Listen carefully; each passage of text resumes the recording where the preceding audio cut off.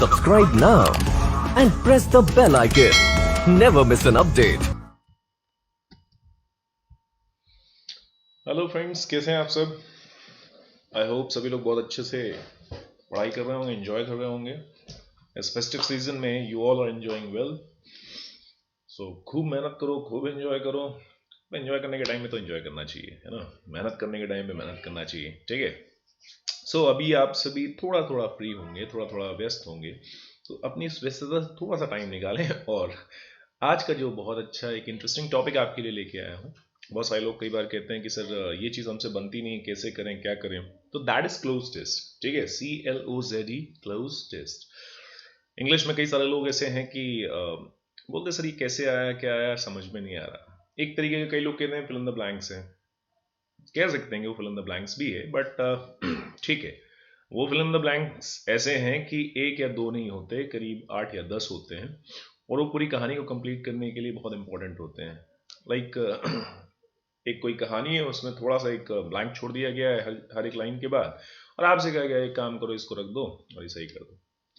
मतलब लाइफ में प्रैक्टिकली अगर समझो तो ये ऐसे ही है कि अगर आपके हाथ पांव आंख नाक सब अलग कर दिया जाए तो आपसे कहे बूझो तो जानो, आंखों की जगह पे आंखें रख देना, नाक मत फंसा देना, है ना। नाक की जगह पे नाक। अब आपने देखा है ना, आपने बहुत अच्छे से देखा है कि नाक कहाँ पे, कान कहाँ पे, आंख कहाँ पे। तो कहीं पर भी कितने पार्ट्स पड़े हो आप सब रख सकते हो ना फिक्स। यही ऑब्जर्वेशन तो क्लोज टेस्ट में भी करना होता है। यहाँ पे हमारे आंख नाक कान जो हैं ये हमारे ऑर्गन्स कहलाते हैं, और वहाँ पे वो बॉडी पार्ट्स कहलाते हैं, वहाँ पे वो क्या कहलाते हैं, आपके वोकैबलरी कहलाते हैं। अब ये तो रोज देखते हो कि नाक देख रहे हो, है ना, ये दो यहाँ पे सुरंग बनी हुई हैं, आंखें बढ़िया हिरणी जैसी आंखें, सिल्की सिल्की बाल, मिल्की मिल्की गाल, आ हा, क्या कमाल के लगते हो तुम। सारी चीजें हैं तुम्हारे पास पर गड़बड़ी क्या है कि जब तुम बात करोगे कि भैया इसको किस तरीके से क्लोज टेस्ट में उतारा जाए, तो क्लोज टेस्ट में ना मिल्की मिल्की बाल है ना सिल्की सिल्की गाल है।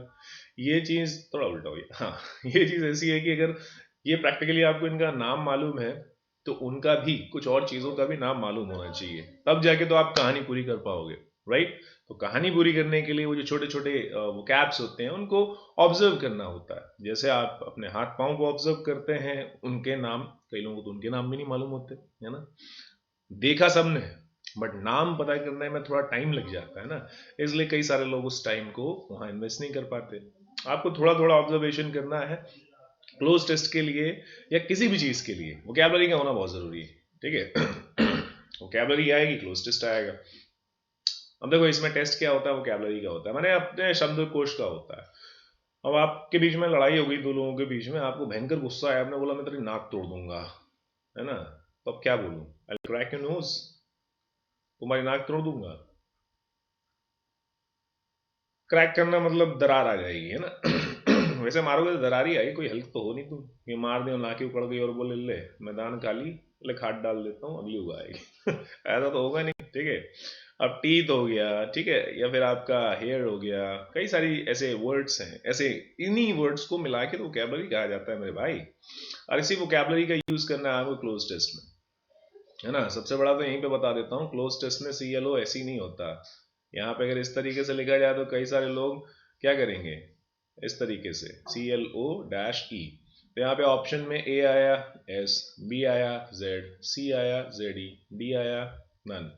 अब आप कहोगे कि यार हाँ Z ही होना चाहिए, कई लोग ध्यान नहीं देते कि E ऑलरेडी है तो क्लोज ही हो जाएगा ना। क्लोज ही टेस्ट। अब ये ऑब्जर्वेशन है आपका, बरसों से सालों साल देखते आ रहे हो, क्लोजअप करते आ रहे हो, तो भैया क्लोज टेस्ट समझ में आता है कि Z आएगा, है ना।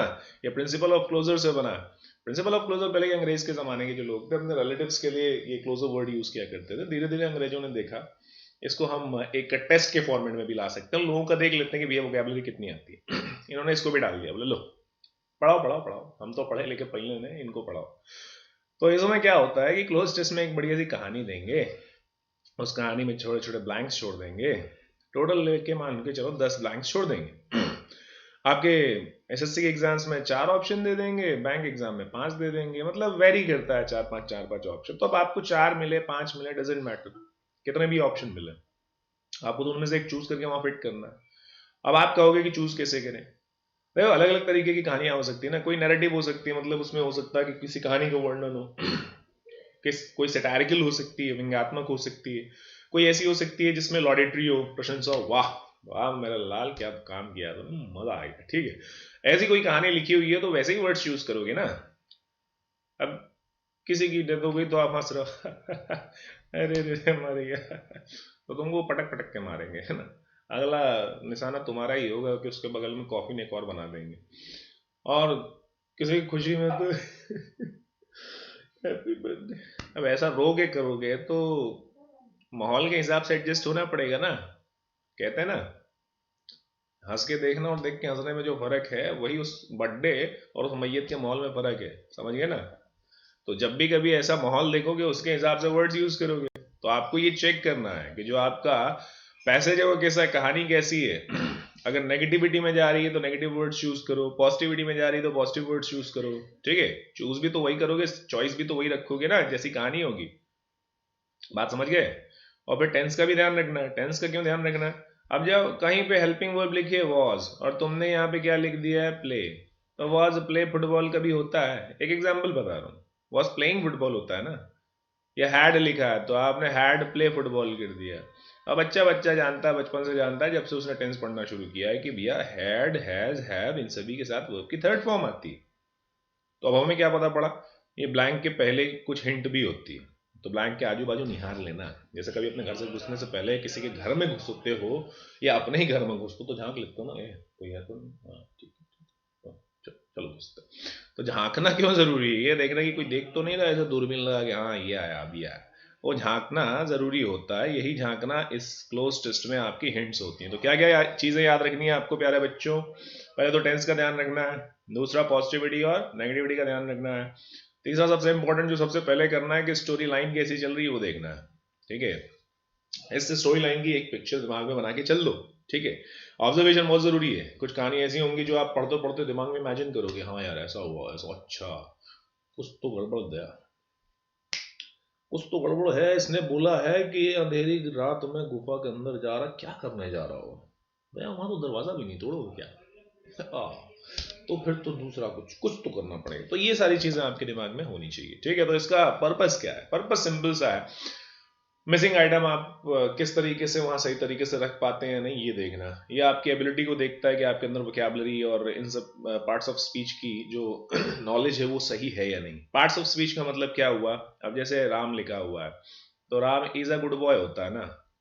कहानी में कहीं पे राम और डैश गुड बॉय लिखा है, आपने लिखा राम भाई साहब बहुत अच्छे हैं, बड़े अच्छे लगते हैं, तो Ram are a good boy. अरे अच्छा कहाँ से लगेंगे, लगता है मैं लगेंगे थोड़ी हो जाएगा, सिंगुलर सब्जेक्ट के साथ सिंगुलर रखो ना, बड़े अच्छे लगते हैं। ये सीरियल देख देख के कई सारे लोगों का दिमाग ना व्यमित हो जाता है। बोले सर आपने ही तो बोला था चीजों को ऑब्जर्व करो, देखो हमने देखा था ऑब्जर्व कर लिया। अरे तो बड़े अच्छे लगते हैं उनमें भी उनका नाम राम रहता है, तो वो अच्छे लगते हैं, उस सीरियल का नाम है राम, तो अच्छा ही लगता है ना, सिंगुलर है ना, बड़े अच्छे लगते हैं ठीक है। अब पूरा का पूरा पैसेज आइडिया या जिस्ट ये भी वही है कि उसका पूरा सार आपको पता करना है। तो क्रक्स तो आप पूरा पढ़ने के बाद ही निकाल पाओगे, पढ़ते जाओगे तो आपको एक जनरल आइडिया होता जाएगा। टोन देखते जाओ, टोन कैसा है, टोन मैंने क्या बोला, नैरेटिव मतलब कहानी, डिस्क्रिप्टिव मतलब विस्तार से, एनालिटिकल मतलब एनालिसिस करना, आर्गुमेंटेटिव मतलब बहस करना, क्रिटिकल गंभीर विषय में, लॉडेटरी आपका हो सकता है कि कहीं पर किसी को बधाई दी जा रही हो, और सटारिकल व्यंग्यात्मक। तूने बहुत अच्छा पढ़ाई की है ना, शाबाश मुन्ना पास हो गया है ना। कैसे पास हो गया, ये कहने का मतलब तो ये था कि तुम पास हो गए, बधाई दे रहे हैं, पर मन में यह पास कैसे हो गया, नहीं होना चाहिए था। व्यंग मारते हुए आप उसको बधाई दे रहे हो। सेंटेंस में फोकस करना है, पहले ब्लैंक के पहले और ब्लैंक के बाद में इंपॉर्टेंट क्लूज मिलते हैं। हर एक चोर चोरी करने से पहले तो नहीं, बाद में ही छोड़ता है ना क्लूज। तो वहां पे जब कहानी बन चुकी होगी बीच में ब्लैंक होगा, तो वही आपको सुराग ढूंढना है। अब आपको सीआईडी बनना है, डिटेक्टिव बनना है। ठीक है, तो अगर आप सीआईडी बन गए, आपने कहानी को दिमाग में सोचना शुरू कर दिया, तो क्लोज टेस्ट बन जाएगा। कुछ वर्ड्स अपने आप ही बन जाते हैं ना, जैसे मैंने कहा दिन, आपने फट से कहा रात। मैंने कहा घोड़ा, तो बोले गधा। अरे घोड़ा गाड़ी होती ना, घोड़ा गाड़ी, आगे बोले पीछे से बोलते हो कि नहीं बोलते, ऊपर, बोले सर नीचे, सर टाइम, इंग्लिश भी थोड़ी टेस्ट कर लो माई, एंड टाइड, हाँ सर ये तो पढ़ा था time and tide wait for none, अरे ये तो वही है, time and tide wait for none, कैसे याद आया भाई? बहुत दिनों से पढ़ रहे हैं, सब कॉन्शियस माइंड में घुसा हुआ है, ये सेव हो जाता है मेमोरी में, और जैसे ही कभी कोई भी चीज पढ़ते जाते हो ना तो वो सब कॉन्शियस माइंड में कहीं ना कहीं अगर रिपीटेटिव वे में देखते हो तो वो सेव होती जाती है। अब आप सोचोगे कि सर ऐसे कैसे, आप रिपीटेटिव वे में देखो, मैं कहता हूँ किताब खोल लो रोज, उसको बस पढ़ते जाओ, मत ज्यादा ध्यान लगाओ, लिखते जाओ, मत लगाओ, कुछ दिनों बाद खुद ही ध्यान लगेगा, आप नहीं समझ पाओगे, वो सब कॉन्शियस माइंड में यहाँ सेव हो जाएगा। लिखते जाओ, लिखने से अच्छी कोई प्रैक्टिस नहीं है, लिखोगे तो कंसंट्रेशन अपने आप आएगा और वो चीजें दिमाग में घुसती जाएंगी, याद होती जाएंगी, बात समझ गए? तो वो आपको करना है, देखना है, और आईने के सामने खड़े होके आपको क्या करना है, खुद की शक्ल नहीं आनी है, तुम्हें कोई हक नहीं है इतना सुंदर होने का ऐसी बातें नहीं करना है, वो पहले करना इंट्रोडक्शन में, उसके बाद फिर कोई टॉपिक ले लेना, बोलना हे ऐसा ऐसा पूरे एक्सप्रेशंस के साथ, ये बहुत अच्छे तरीके से जैसा कर सके, ठीक है? ये करने से क्या होगा, आपका पूरा डर खत्म हो जाएगा, बोले आप अपने आप को फेस कर लेना, दुनिया में दूसरों को फेस करने से भी बड़ा होता है, क्योंकि अपनी शक्ल इंसान डेली देख के बस कंघी या पार्टी पार के निकल जाता है, और दुनिया में दूसरों से घबराता है। खुद को फेस कर लिया, दुनिया में कोई भी बड़ी ताकत आपसे नहीं होती, खुद को फेस करो, आगे बढ़ो, बात समझ गए? तो ये हुआ, ऑनेस्टी लिखा है, अब आप क्या बोलोगे, सर ऑनेस्टी वर्ड सुना था, honesty are the best policy, अरे सर कैसा कर रहे हो यार, honesty are the best policy थोड़ा था इज द बेस्ट पॉलिसी होता है ये बच्चों वाली चीज हमको नहीं आती, यही यही बच्चों से थोड़ा वयस्क होना है, बॉन बेटा पियो, ठीक है? और थोड़ा अपनी वोकैबुलरी को ऊपर ले जाओ, थोड़ा थोड़ा न्यूज़पेपर डेली पढ़ लो, न्यूज़पेपर नहीं पढ़ पाते तो किसी की कहानी पढ़ लो, मनोरंजन कहानियां अंग्रेजी में, ठीक है? ये नॉवेल पढ़ लो तो जो भी चीजें आप पढ़ोगे ना उससे कुछ ना कुछ वर्ड्स आपके दिमाग में घुसते जाएंगे। रीडिंग करने की एक आदत डालो डेली बेसिस पे। वॉरेन बफेट, ये भाई साहब इतने ही अच्छे आदमी हैं कि लगभग 5 न्यूज़पेपर पढ़ डालते हैं। बिल गेट्स लगभग 1 किताब डेली खत्म करते हैं। एलोन मस्क टेस्ला कंपनी के आप जानते होंगे, वो बड़े जिद्दी किस्म के आदमी हैं, कोई भी कंपटीशन अगर उनको करना है तो वो खुद से करते हैं, दूसरों से नहीं। मैंने क्या कहा, खुद से जीत लिया तो दुनिया में सबसे जीत लिया, वो खुद से कंपटीशन करते हैं। आज मैंने 10 गाड़ियां बनाई हैं इस तरीके से, तो कल मुझे स्पेस में जाना, लो बंदा स्पेस में लॉन्च कर लिया खुद को, मतलब अपनी कंपनी को, मतलब उसे दूसरों को मतलब ही नहीं है, तू चल रहा ना साथ में, तू चल, तू मेरे लिए आथू है, मैं खुद को देखता हूं कि आज मैं यहां पे हूं तो कल मुझे बुर्ज खलीफा में जाना है, परसों मुझे जाना है, कहाँ जाऊं, बुर्ज खलीफा तो सबसे ऊंचा हो गया और भी चीजें हैं, बुर्ज खलीफा एक दिन हुआ क्या, वो गए बुर्ज खलीफा, उन्हें लगा कि ये थोड़ा कम पड़ रहा है तो उससे ऊपर क्या हो सकता है, स्पेस पहुंच गया, लो स्पेस में भेज दिया अपना। तो ये होता है, ये होता है आपके दिमाग का फितूर, ये होता है आपका लक्ष्य। वो सारी चीजें कैसे करोगे, खुद से कंपटीशन करके। तो हर दिन दो चार वर्ड्स पढ़ो और उन्हीं वर्ड्स को आगे आगे यूज करते जाओ डेली, किसी से किसी ना किसी तरीके से। आप किसी को व्हाट्सएप करोगे, हे बड़ी व्हाट्सएप क्वेश्चन मार्क, ठीक है ओके या आई गॉट इट, वो कुछ नहीं समझ में आ रहा, खुजारा कहाँ बोले जा रहा भाई, पगला गया क्या, अपना प्रैक्टिस हो गया, बस उसको खुजान दो, किसी दिन डिक्शनरी लेके बैठ जाएगा, समझे? अब बात समझ में आ रही सबको? पार्ट्स ऑफ स्पीच कौन सी लग रही है वो देखना है, noun, verb, adverb, adjective, preposition, कई सारी चीजें हम पढ़ चुके हैं कि नाउन का मतलब कोई नेम होता है ना, वर्ब का मतलब कोई क्रिया होता है। अब नेम है और ये क्रिया है, तो नाम और क्रिया में फर्क है ना।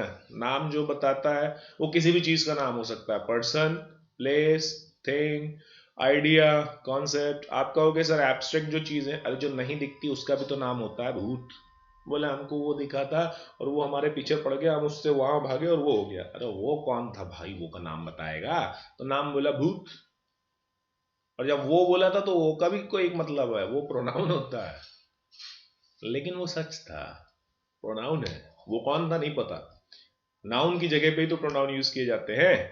क्रिया, एक्शंस आपको देखना है, ठीक है, तो उसे क्रिया कहेंगे। इस एक्शन की विशेषता, टॉक टू हर, उससे बात करो, कैसे, पोलाइटली। आजकल तो केसेस इतने बढ़ रहे हैं कि पोलाइटली बात करनी पड़ेगी, ऊंची आवाज में बात कर दी, रुक अभी फोन लगाती हूँ, आएंगे तेरे ससुर ले जाएंगे। आजकल बच्चे बड़े पोलाइटली बात करते हैं, गलती भले उसकी, it's a choice, you know, people से। एडजेक्टिव मतलब होता है क्वालिटी, क्वालिटी वाले वर्ड्स, और प्रीपोजिशन मतलब पोजीशन बताने वाले वर्ड। जैसे आप चेयर के ऊपर बैठे हैं तो on the chair, on the chair हो जाएगा। क्लासरूम के अंदर बैठे हैं तो इन द क्लास हो जाएगा। तो मतलब नाउन की पोजीशन बताने के लिए प्रीपोजिशन आता है, नाउन या प्रोनाउन। अब देखेंगे धीरे धीरे कैसा होता है। यही सारा ऑब्जर्वेशन आपको किस में करना है, इन ब्लैंक्स में करना है, और वही आपको फिट कर देना। तो भाई मैं पहले ही कह चुका हूं, ये सारी चीजें इधर उधर की नहीं है, सारी आपके काम की हैं। 2019 के पेपर में आया हुआ सारा कुछ मैटर है ना। और ये एसएससी का ही सारा कुछ हम सॉल्व करेंगे ताकि आपको एक कॉन्फिडेंस आ जाए। ठीक, तो शुरू करते हैं। If you don't have a lump sum to invest in a fixed deposit, you can dash opt for a long term recurring deposit। बहुत ध्यान से सुनना, जहां पे कॉमा या फुल स्टॉप आता है, कॉमा तो मतलब चीजों को कंटिन्यू कर रहा, फुल स्टॉप मतलब उस लाइन को खत्म कर रहा है। यदि आपको एक लाइन पढ़ने पर जो ब्लैंक मिल रहा है वो नहीं समझ में आया तो दूसरी लाइन पढ़ो, वो नहीं समझ आए तो तीसरी पढ़ लो। अरे मुन्ना वो भी नहीं समझ में आया तो पूरा पढ़ लो, आई कितना बड़ा। तो अब देखो सबसे पहले देखें, if you don't have a lump sum to invest in a fixed deposit. अगर लंप सम मतलब क्या आपके पास इकट्ठा कोई अमाउंट नहीं है ना फिक्स्ड डिपॉजिट में जमा करने के लिए, आप क्या करो, you can dash opt for a long term recurring deposit. Opt मतलब आप अपना सकते हैं, क्या अपना सकते हैं, एक long term recurring deposit. Recurring मतलब जो बार बार हो, ठीक है। तो आप फिक्स नहीं कर सकते तो बार बार जो भरना पड़ता है, रिकरिंग होता है, उस पर डाल दो, वो वाला डिपॉजिट चुन लो। ऑप्ट करना मतलब चुनना। एक चीज बताओ, यहां क्या लिखा हुआ है, कैन। कैन क्या होता है, मोडाल होता है, मैंने बताया ना मोडाल्स होते हैं। पिछले क्लास में मोडाल्स पे डिस्कशन हुआ था, देख सकते हैं आप। वैसे अभी के लिए बता दो, मोडाल्स के साथ हमेशा वर्ब की फर्स्ट फॉर्म आती है। बोलोगे सर ईडी है, ये तो गया। एलिमिनेशन मेथड अपना दिया, यू कैन लिखा है, ईडी आएगा ही, एलिमिनेशन मेथड से ईडी गया। Surely, surely, ensure, sure. अब देखो ऑप्ट का मतलब होता है अपनाना। अपनाना मतलब क्या हुआ, एक्शन, एक्शन हुआ ना। अब ये वर्ब हुआ। भैया देखो एडजेक्टिव की विशेषता कौन है, एडजेक्टिव की विशेषता एडवर्ब बताता है, लेकिन एडजेक्टिव किसकी विशेषता बताता है, नाउन की। जैसे आप बड़े सुंदर हो, आप हो गए नाउन, मतलब आप हो गए कल्लू। कल्लू बड़ा सुंदर है, तो कल्लू की क्वालिटी कौन बताएगा, एडजेक्टिव। एडजेक्टिव की क्वालिटी कौन बताएगा, एडवर्ब। एडवर्ब की भी क्वालिटी कौन बताएगा, एडवर्ब। और वर्ब की क्वालिटी भी कौन बताएगा, एडवर्ब। मतलब नाउन प्रोनाउन की क्वालिटी केवल एडजेक्टिव बताएगा, बाकी सब का ठेका क्वालिटी बताने का एडवर्ब ने ले रखा है। बात समझ गए। तो भैया ऑप्ट का मतलब होता है अपनाना, मतलब आप उस ऑप्शन को चूज कर सकते हैं। एंश्योर मतलब सुनिश्चित करना, श्योर मतलब निश्चित। सुनिश्चित करना और निश्चित में फर्क है ना, निश्चित, ठीक है। श्योर यार, श्योर। पार्टी में आओगे, नाचेंगे, हाँ हाँ आएंगे ना, नाचेंगे। ये हम सुनिश्चित करें, हाँ बोले बिल्कुल। तो अगर निश्चित आऊंगा तो श्योर, सुनिश्चित करें मतलब उसमें ठप्पा लगा रहे हैं, इंश्योर। अब ये देखो एलवाई वाले जो वर्ड्स हैं, बचपन से एक चीज पढ़ी है कि वो जनरली एडवर्ब्स कहलाते हैं। यहाँ पे क्या है, वर्ब। इसकी क्वालिटी कौन बताएगा, एडवर्ब। तो यू कैन श्योरली, निश्चितता से जाओ लॉन्ग टर्म रिकरिंग डिपॉजिट कर दो। फिक्स नहीं कर सकते, पैसा नहीं है, लॉन्ग टर्म रिकरिंग डिपॉजिट कर दो, जाओ खुश रहो तुम भी। Comma dash the minimum amount of monthly investment is dash low as 100 rupees. यहां से इस लाइन से क्या समझ में आता है, dash the minimum amount of monthly investment. अब आपने रिकरिंग डिपॉजिट कर दिया, इसका जो मंथली इन्वेस्टमेंट होगा वहां पर मिनिमम होगा। भाई रिकरिंग में क्यों करो, फिक्स मतलब एक लमसम अमाउंट देना था, लमसम मतलब इकट्ठा कोई अमाउंट देना था नहीं आपके पास, तो आपने रिकरिंग किया। अब रिकरिंग किया तो आपको वहां पे क्या करना होगा, मिनिमम अमाउंट देना होगा। तो वहां मिनिमम अमाउंट देना, तो वहां तो यहां है ही नहीं, केवल दा ही है। तो वेन एवर मतलब जब कभी, the minimum amount of monthly investment नहीं, जब कभी रिकरिंग डिपॉजिट में जहां पर मिनिमम अमाउंट है मंथली इन्वेस्टमेंट का, जब कभी मिनिमम अमाउंट नहीं है, जहां पर मिनिमम अमाउंट। वेन तो टाइम को बताता है, यहां किसी टाइम का उल्लेख नहीं किया गया है। वेयर फोर का मतलब होता है फॉर व्हाट रीजन, किस कारण से। जैसे लड़कियां ना गाड़ी चला रही हैं, लेफ्ट इंडिकेटर दिया, राइट में घुस गई, इट्स हर चॉइस। तो यहाँ पे क्या हुआ, यहाँ पे समझ में ही नहीं आया इधर कैसे चले, फॉर व्हाट रीजन क्यों, आखिर क्यों भाई, जब इंडिकेटर इधर का तो घुसी इधर क्यों, नहीं बताऊंगी, दैट्स माय चॉइस, है ना। तो ऐसा ही कुछ है कि यहाँ पे वेयर फोर की जरूरत नहीं है, फॉर व्हाट रीजन, किस कारण से, तो यहाँ रीजन तो बताने की जरूरत नहीं है। आपसे कहा अगर आपके पास लमसम अमाउंट नहीं है फिक्स डिपॉजिट के लिए तो यू कैन श्योरली, आप निश्चित ही एक लॉन्ग टर्म रिकरिंग डिपॉजिट करें, जहां पर कहीं जाना नहीं है, जहां पर, कहां पर, रिकरिंग डिपॉजिट में मंथली इन्वेस्टमेंट का मिनिमम अमाउंट होता है कितना, इज लो एज 100 रुपीज। अब देखो ध्यान से, लो एज, आपने एज सुना है, एज और सो एज का मतलब होता है जैसे Ram is as good as Shyam. जब कभी दो लोगों की क्वालिटीज एक जैसी हों तो उनमें किसी हद तक मिलती हों तो उसको मैच करने के लिए एज लगाते हैं, और अगर नाकारा नहीं मिलती हैं तो वहां पे नॉट सो एज लगाते हैं। तो सो एज मतलब नेगेटिव में होता है। क्या यहां पे कहीं नॉट लगा है, नहीं लगा ना, तो नहीं लगा है नॉट, एज लगा है, इतना कम हो सकता है, कितना कम हो सकता है, नॉट नहीं लगा मतलब सो नहीं आएगा, जस्ट और टू नहीं आ सकते, एज का ही कॉम्बिनेशन बनता है, तो ये एज लो एज ₹100 हो जाएगा। बात समझ में आ रही सबको, यस और नो, फटाफट बताओ, बिल्कुल ध्यान से समझना, बहुत मक्खन सी चीजें एसएससी के एग्जाम में आया हुआ है और इतनी आसानी से आपसे बन रहा है, आप सब जगह हिंट देखते चल रहे हो। यहाँ पे आपने देखा था कि कैन था इसलिए वर्ब का फर्स्ट फॉर्म आ गया, क्योंकि मोडाल्स के साथ वर्ब का फर्स्ट फॉर्म आता है। यहाँ पे कोई टाइम नहीं दिया था इसलिए व्हेन नहीं लगाया। व्हेनेवर मतलब ये जनरल सेंस में एड्रेस करने के लिए होता है जब कभी हो जाए, तो जब कभी की बात ही नहीं है, क्योंकि हमने यहाँ पे सीधा ही बोल दिया कि रिकरिंग डिपॉजिट में डालना है, तो ये गया नहीं, ये तो था। वेयर फॉर मतलब किस रीजन से, अब रीजन तो हमने पहले ही बता दिया कि हमारे पास ज्यादा लमसम अमाउंट नहीं था तो हमने फिक्स डिपॉजिट नहीं किया, इसीलिए ना रिकरिंग कर रहे थे।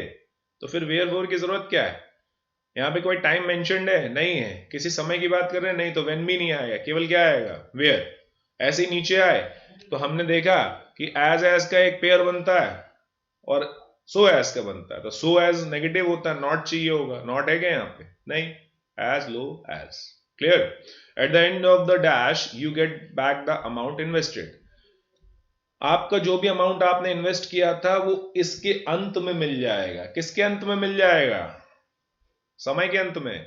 टाइम मतलब देखो होता है समय, टाइमिंग मतलब निर्धारण करना कि भैया किसी भी चीज को आप किस समय करेंगे। जैसे डॉक्टर बैठता है ना परामर्श लेने के लिए, हकीम सर से मिले 10 से 12, टाइमिंग है 10 से 12, तो ये जो ड्यूरेशन बता रहा वो टाइमिंग कहलाता है। यहां कोई ड्यूरेशन है नहीं, ड्यूरेशन नहीं, इसे हम टेन्योर कहेंगे, अवधि कहेंगे, किसी भी चीज के पूर्ण होने के, चाहे वो अपने जॉब रोल पूरा करें, चाहे वो किसी भी चीज के मैच्योरिटी की बात हो, तो तो eight the end of the tenure मतलब जितने महीने का आपने किया होगा, जिस तरीके से आपने किया होगा, तो उस अवधि के पूर्ण होने के बाद आपको आपका इन्वेस्ट किया गया अमाउंट वापस मिल जाता है। इंटरवल का क्या मतलब होता है, इंटरवल का मतलब होता है बीच का जो आपको इंटरमिशन या इंटरवल कहते हैं बीच में आपको जो मध्याह्न जिसे कहते हैं, तो एट द एंड लिखा है, एंड मतलब किसी चीज का पूरा होना होता है। ध्यान देना,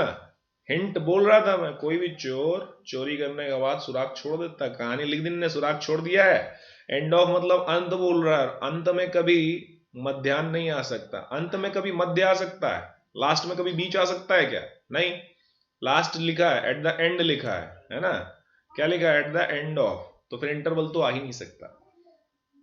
टाइमिंग क्या होता है, ड्यूरेशन, ये भी नहीं आ सकता। टाइम मतलब समय, eight the end of the time नहीं, क्योंकि किसी भी अमाउंट को चाहे रिकरिंग हो चाहे फिक्स हो, इसके लिए आप क्या करते हो, एक ड्यूरेशन बना के चलते हो ना, तो जब भी अवधि खत्म होती है उसकी, आपको क्या मिल जाता है, पैसा मिल जाता है, dash with the interest earn on it, और साथ ही साथ इंटरेस्ट भी मिलता है मेरा लाल अब आप कहोगे सर साथ ही साथ इंटरेस्ट मिलता है कैसे, विद लिखा है, विद एक प्रीपोजिशन है, एज वेल एज मतलब साथ ही साथ, जब दो सब्जेक्ट्स जुड़ते हैं मेरे लाल, जैसे Ram as well as Shyam, दो सब्जेक्ट्स यहां जुड़ रहे हैं क्या, नहीं, गया।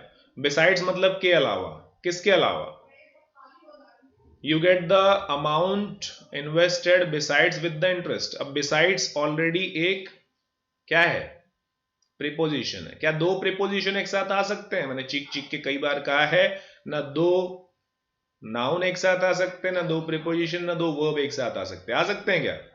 नहीं आ सकते ना भाई, इनके बीच में कहीं कॉमा एंड तो चाहिए होगा ना। तो ये दो प्रीपोजिशन एक साथ नहीं है। अमंग ये भी एक प्रीपोजिशन है, दो से ज्यादा के लिए इस्तेमाल होता है, ये भी नहीं आएगा। अलोंग, अलोंग जो है ये आ सकता है, क्योंकि अलोंग मतलब हवा के साथ साथ घटा के संग संग रोड के साथ साथ चल रहे हो तो अलोंग द रोड, और अपने छपरी निब्बाज के साथ चल रहे हो तो अलोंग विथ माय फ्रेंड्स होता है, तो अलोंग के साथ विथ आएगा।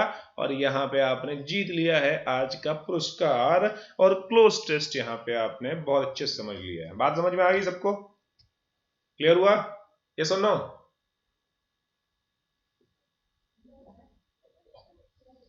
देखो बहुत सिंपल तरीके से हमने काम किया है। हर जगह पे जहां जहां पे हिंट हो सकती है और होती ही है वो मैंने आपको दिखाई।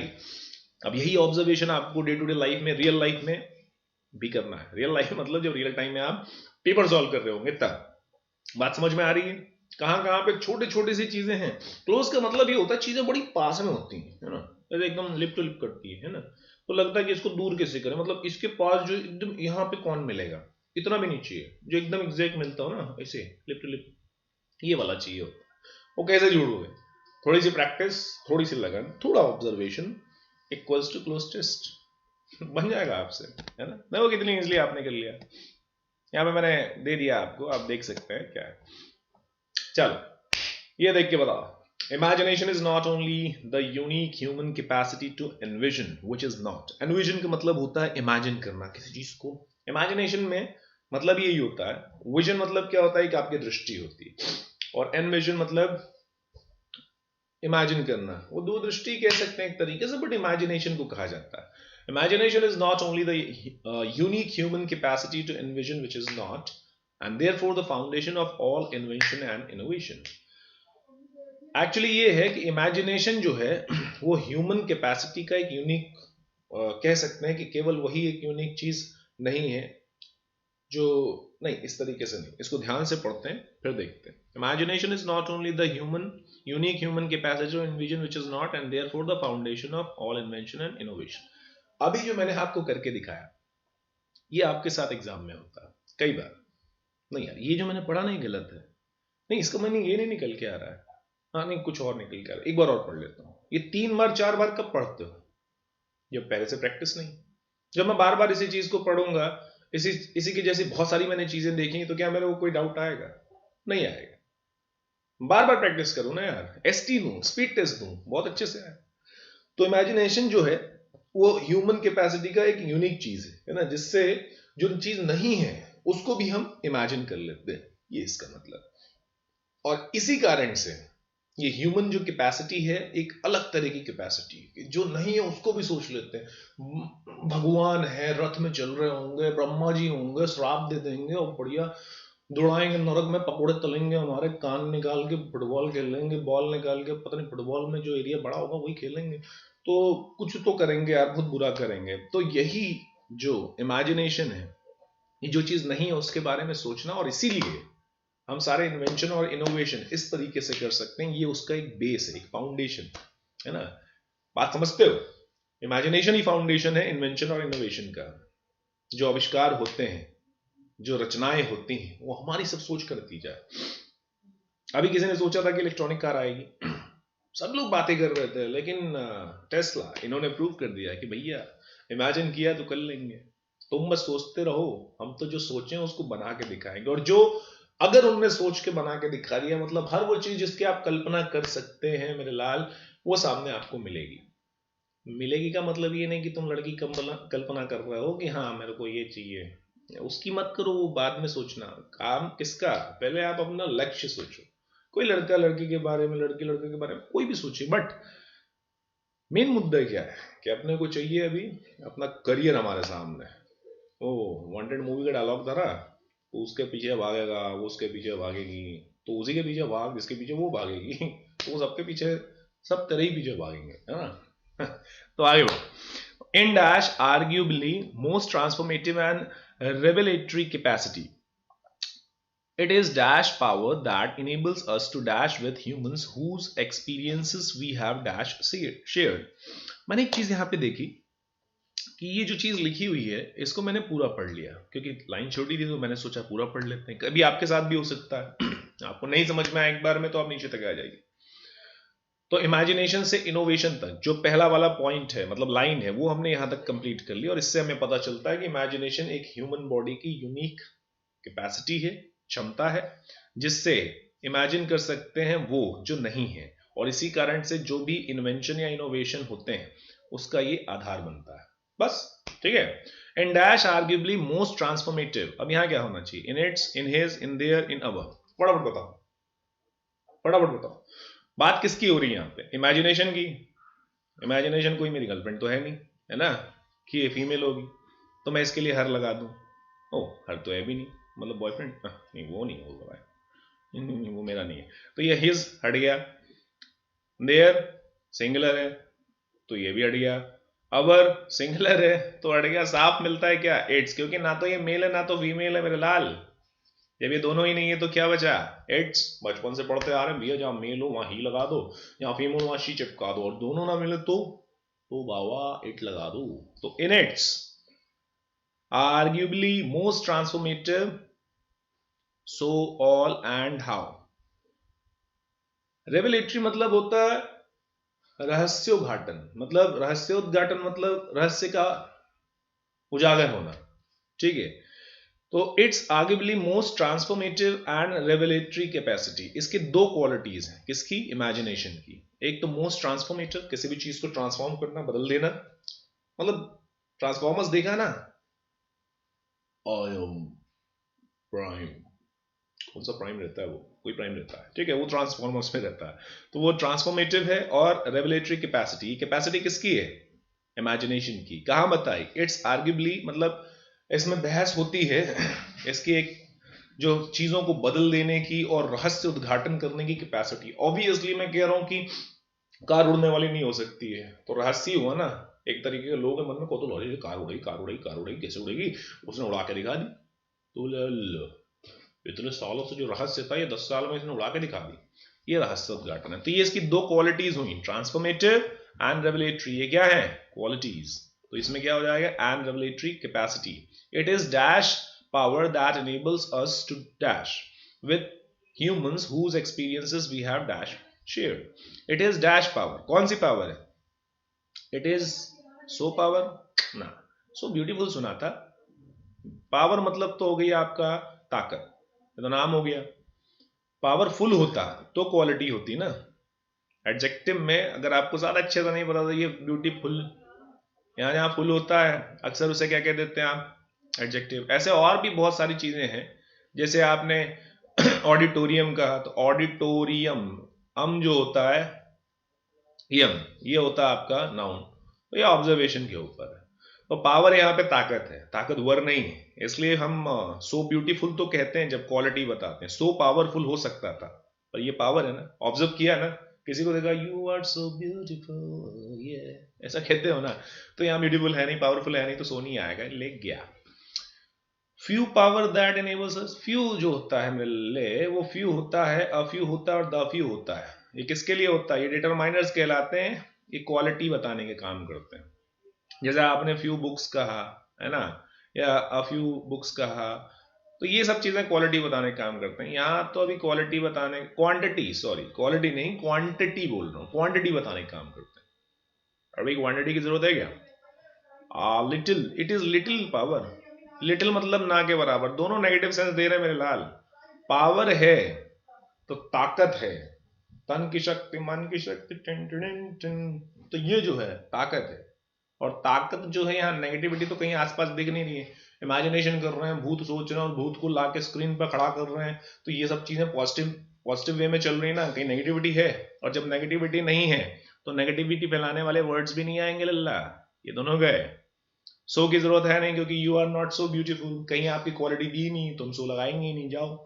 तो बचा क्या, दा, क्योंकि it is the power that enables अस, ये वो पावर है जिसके बारे में हम बात कर रहे थे। इमेजिनेशन क्या है, इनविजन है, मतलब इमेजिनेशन एक पावर है इट इज द पावर। हम अभी इस इमेजिनेशन उसी पावर के बारे में बात कर रहे हैं, मतलब ठोक बजा के हम कह सकते हैं कि हम उसी पर्टिकुलर चीज के बारे में बात कर रहे हैं। और जब किसी चीज के बारे में पर्टिकुलराइज्ड वे में बात करते हैं तो क्या लगता है, आर्टिकल द लगता है। तो यहां द लग गया।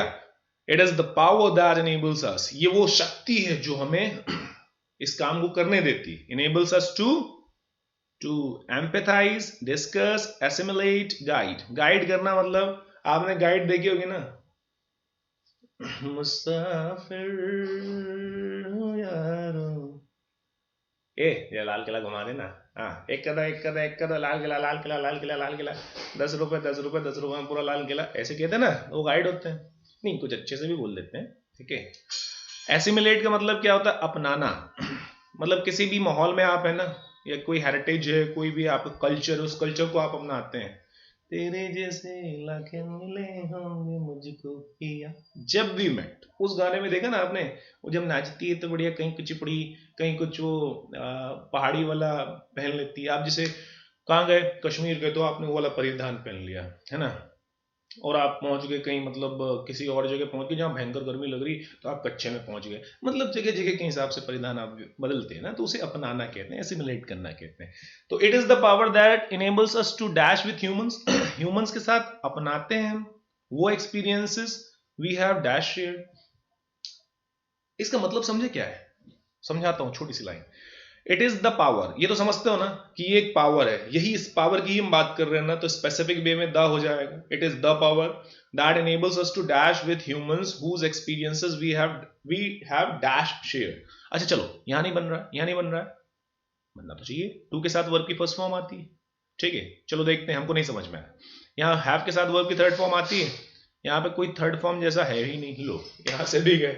अब इसका मतलब क्या, it is the power that enables us to dash, assimilate का मतलब अपनाना, कल्चर को अपनाना, तो यहां अपनाने जैसी कोई बात नहीं, ठीक है, ये हटा दिया।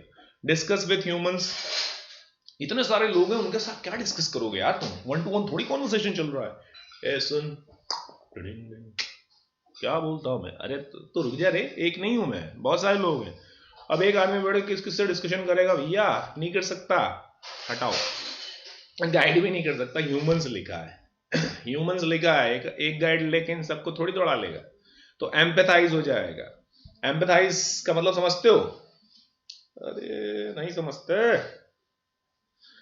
एक देखो, दूसरों की फीलिंग्स को समझना, दूसरों की फीलिंग्स को समझना, तो यहां पे क्या लिखा है, it is the power that enables us to empathize with humans। मतलब ये जो इमेजिनेशन है, ये दूसरों के लिए, मतलब दूसरों की चीजों को समझने की हमें पावर देती है ना। हम एम्पैथाइज कर सकते हैं, दूसरों को समझना, खुद के लिए सद्भाव रखना वो एक अलग चीज है, लेकिन दूसरों के लिए चीजों को सोचना वो होता है। जैसे अब किसी को हमने देखा, मतलब मूवीज में देखा होगा ना आपने, वो अपने रजनीकांत जो सुपरस्टार साहब हैं, उन्होंने क्या किया कि देखा कि अब कितना बीमारी चल रही, सब कुछ चल रहा है, उन्होंने इमेजिन किया कि मैं अपने चिट्टी बना देता हूँ, चिट्टी बना दिया हमने, ठीक है, एकदम बढ़िया रोबोट बना दिया। क्यों, क्योंकि सारे काम कर सके, सब कुछ डिफेंस में भी काम कर सके, सब इमेजिनेशन था उनका, जो ह्यूमंस की दर्द को समझ के, उनके चीजों को समझ के उन्होंने सोचा। तो एम्पैथाइज का मतलब क्या हुआ, दूसरों से सहानुभूति रखना, उनकी चीजों को समझना। तो ह्यूमंस का समझा, whose experiences we have never shared, जो कि उन्होंने जीवन में कभी भी किसी से शेयर नहीं किए हो। आपने देखा कोई बीमार है, अब कोई उड़ीसा में बीमार है, तो कोई यहाँ पे केरला में आके थोड़ी बताएगा। अब ये तो सोशल मीडिया जो पता पड़ गया, ऐसे कभी पता पड़ता है कि कौन कहाँ पे बीमार है, हमने कभी किसी से शेयर कर ही नहीं सकते ना। ऐसे इतनी 4000 किलोमीटर या 300 किलोमीटर या 500 किलोमीटर की डिस्टेंस में भी क्या चल रहा है आपको पता पड़ेगा नहीं। तो इमेजिनेशन एक ऐसी पावर है जो लोगों के दुख दर्द को, उनके एक्सपीरियंसेस को, जो हमने कभी शेयर नहीं किया है, वो भी हम यहाँ इमेजिन करके उस चीज के बारे में सोच सकते हैं। इतनी घातक इमेजिनेशन की पावर होती है ना। वो चिट्ठी बना, उन्हें इमेजिन कर लिया लोगों को देख के, उनसे सहानुभूति थी उनको, तो उन्होंने क्या किया कि जो एक्सपीरियंस उन्होंने नहीं किए गए थे, उन्होंने खुद नहीं किए, पर लोगों के जो एक्सपीरियंस देखे उसे अपनी इमेजिनेशन से चिट्ठी में बदल दिया। बात समझ गए।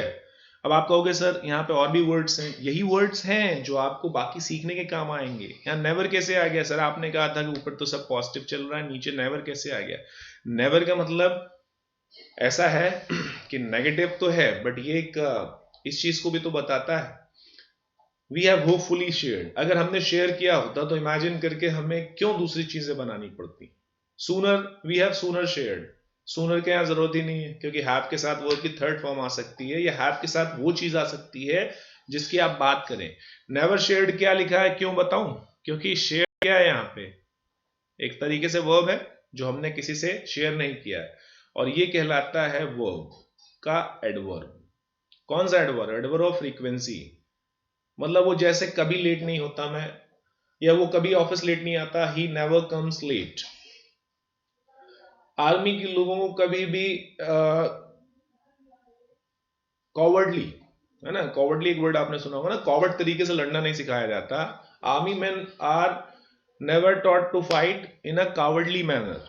तो ये नेवर यहाँ पे क्या है, आपने जो एक्शन किया उसके फ्रीक्वेंसी को बताता है। मैं रोज तुम्हारे घर आता हूं तो ये मेरी एक फ्रीक्वेंसी है। मैं रोज तुम्हारे घर नहीं आता, ये नहीं हो सकता क्या, जरूरी है रोज तुम्हारे घर में बैठा रहूं, लड्डू पेड़ा खाऊं, व्हाट इज दिस बिहेवियर।